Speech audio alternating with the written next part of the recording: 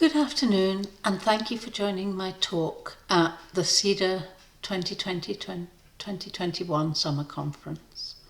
I'm Lois Gray, and I'm an academic lead developer for the University of the Highlands and Islands, UHI, and also a part-time engineering lecturer for North Highland College, which is one of UHI's partner colleges. But back in 2019, I was working for Denshy Power, who are a high-volume, high-quality battery pack manufacturer, making lithium-ion battery packs for high reliability applications. So I was working as a production test engineer in quite an advanced manufacturing environment. So on our production line, we had robots and cobots and automatic test equipment and remotely controlled test equipment. And so this was quite like the Industry 4, which is being hailed as the fourth industrial revolution type of environment. And we were trying to recruit design engineers to design equipment for manufacture, essentially. And I noticed that we had quite a number of problems in doing this. So we weren't really attracting graduates with the right skills. They had neither the right technical skills nor the right sort of employability attributes in terms of communications and overall presentation of themselves, and just various things like that. And I also noticed we had very poor diversity in the candidates we attracted as well.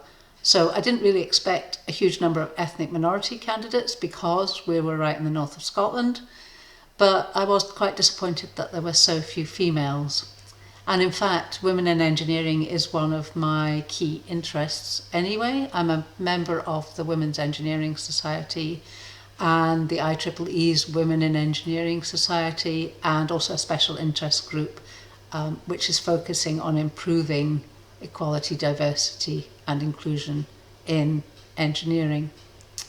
So when the job with UHI came up to develop new curriculum for the engineering sector, I thought this was a good opportunity to design a program which would improve graduate employability and hopefully also attract better gender diversity. So I took the job with UHI in December 2019 and set about doing some secondary research.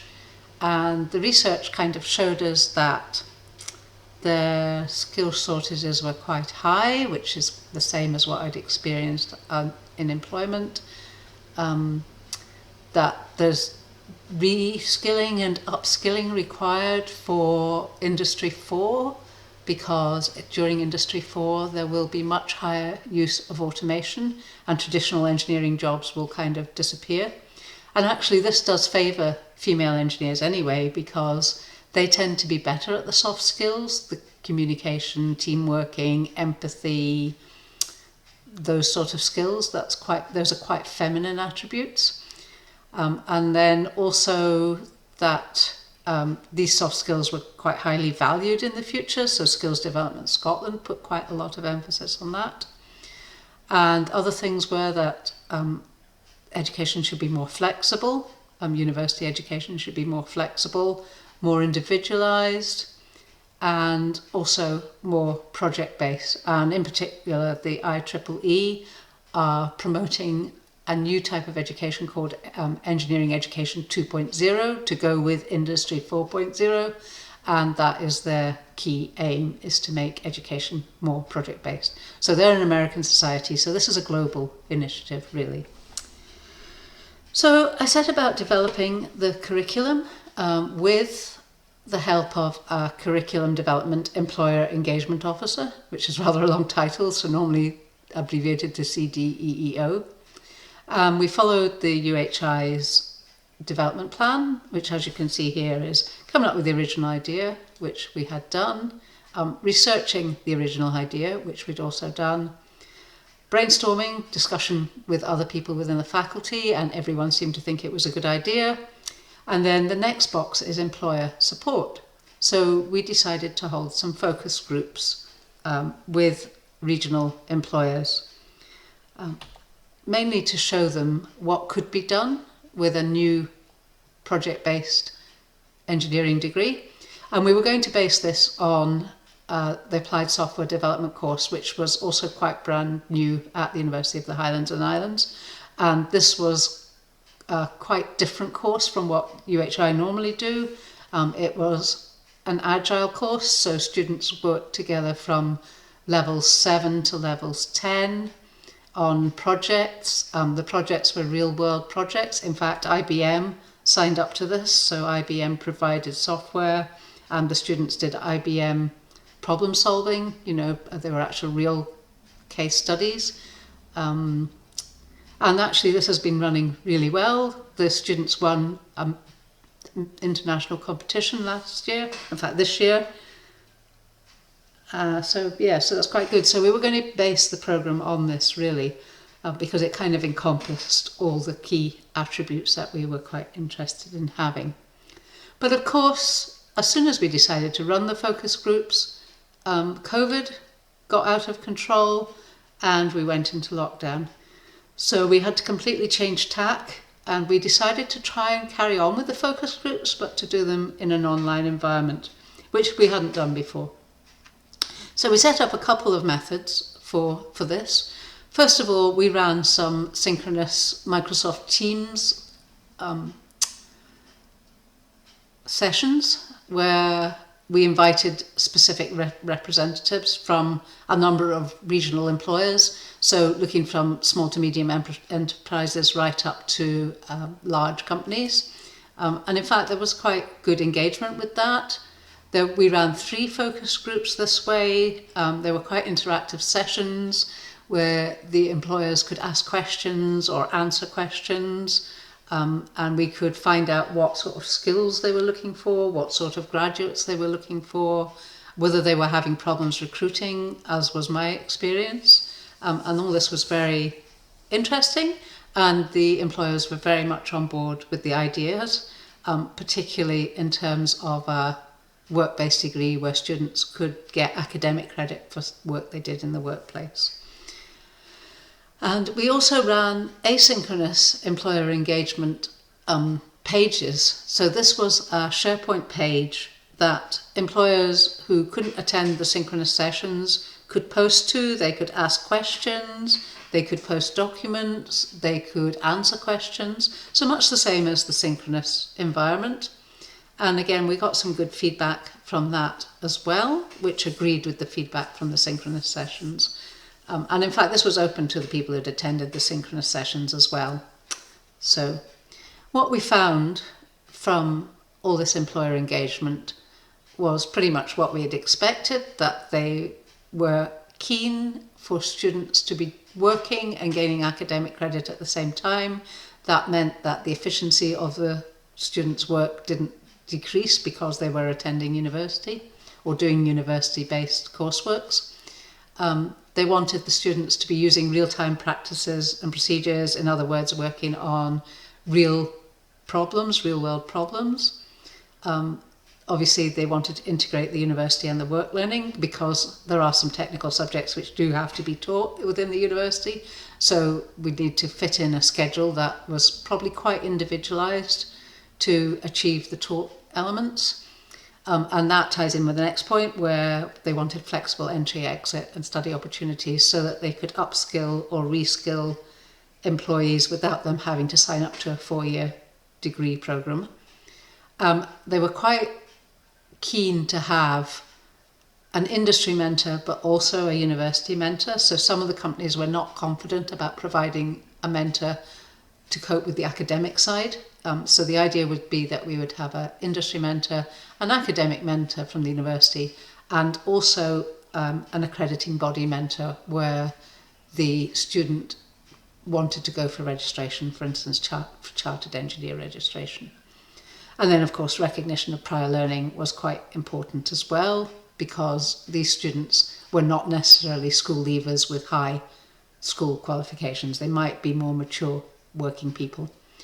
We do have a recognition of prior learning scheme at the university already, so it's really just reassuring the employers that that was in place. So one of the key things we wanted to do was to make sure that the students acquired digital skills. You've probably heard digital skills talked about quite a lot in the news just now. So we wanted to do that by acting as role models, essentially. So using digital technologies ourselves in quite an efficient and attractive way. And we looked at a few different ways of doing this. So the first one is probably fairly common. That's using discussion boards. I have done this in the past and I have had not brilliant success always with them. But what I do find is that if you pose the questions to the students in such a way that it's of interest to them, and they're, working people don't have a lot of time to engage with courses, so it's got to be very relevant. And so we're going to use the discussion boards in this way, and I have found that that does work. Another thing that we're going to do is have the students do reflection, so that they have to reflect on all the activities they do, they have to reflect on their teamwork, and they have to build up a portfolio of evidence which hopefully can follow them throughout their career. So the portfolio will include their grades, their courseworks, their exam results, their self-reflections, their peer reflections, their team reflections, basically everything they do for us that's summative assessments. Although there might also be some formative assessment material put in there as well. It's really going to be up to the student what they put in there. There will be key requirements, but they can obviously add more stuff if they want to. And then another thing I've been investigating is, so I've been using breakout room activities for a wee while now. So all our courses are online at the moment, and I fully intend for this degree to be mostly online. Probably using reusable learning objects so that the students can study in their own time or at work, and then do the task that's required and reflect on that task without really having to attend university at all. So what I've been doing is using breakout rooms recently, and I found that these work really well. I've got quite a diverse student group in my lectures, from school leavers right up to people who are running their own companies, their own engineering companies. So these actually work really well if you assign the groups carefully, groups of 3 to 4, because the older ones encourage the younger ones to participate. And normally they all solve the problem, sometimes quite originally. They're quite innovative when they come back from their breakout room activities. And then another thing that I've been looking at, because I was responsible for remote controlled equipment at Denshi, I've been looking at using Internet of Things enabled equipment so that we can do some real-time experimentation without the students having to actually be in the lab. So in some ways this is not quite as good as being in the lab, but in other ways it's very much the way that I see industry moving, because already, even where I worked in 2019, this is the way we tested things. So for students to have this experience, to be able to use these digital technologies, is going to be quite valuable to them when they go into work.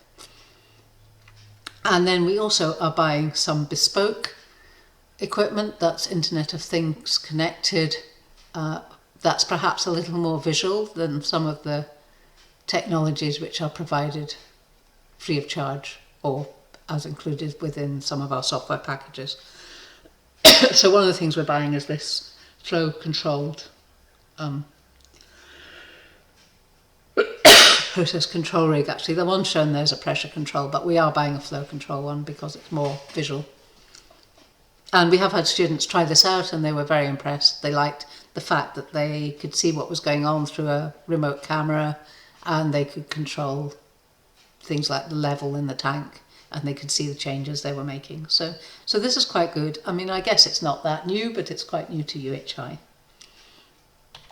And then one thing we have been using for many, many years is simulations, which are good as learning tools, although don't give the students really the practical experience that they need. But there's some pretty good simulation technologies out there just now, and we will be making sure that we build the use of these deeply into the class. So I wondered what you thought of all that, and I forgot to time it, but it doesn't matter. And so what I've done is I've created a Padlet, which if you copy and paste that link and go to it, you can post your comments on there. And what we'll do at the end of the session is I'll take some screenshots of that and include that with the slides if you're interested in getting a copy. So some of the questions you might want to think about and discuss amongst yourselves and possibly answer on the Padlet or talk about on the Padlet are: do you think our approach to employer engagement during lockdown was good, bad? What could we have done better? Do you think that project-based learning, in particular for practical subjects like engineering or science, is a good way of developing meta skills? So in case you haven't heard of the term meta skills, that's essentially your soft skills, your graduate skills, your employability skills. What are the pitfalls of doing project-based learning? So I can think of a few. It's quite hard to manage. It's certainly very difficult to assess. It's very individualized, so quite time-consuming, but there may be quite a few other pitfalls.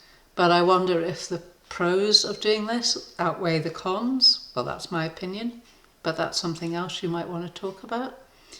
And have you used any of the technologies that we are using? So Microsoft Teams to have synchronous conversations, WebEx for teaching, breakout rooms, discussion boards, portfolios, e-portfolios, Internet of Things connected equipment, any of these technologies, or anything else, because I'm always open to ideas. And did you find them to be valuable? And what problems did you experience? And how did you overcome these? So we'll have a break there while you discuss that amongst yourselves. I'm open for questions as well. And we'll post some stuff on the Padlet, hopefully, that we can take away as key information at the end of the session. And then maybe after about 5 minutes or 10 minutes, we'll come back and I'll talk to you about a new tool which the University of the Highlands and Islands is using to produce reusable learning objects. So in case you don't know what reusable learning objects are, they're sort of short 5-minute things. Okay.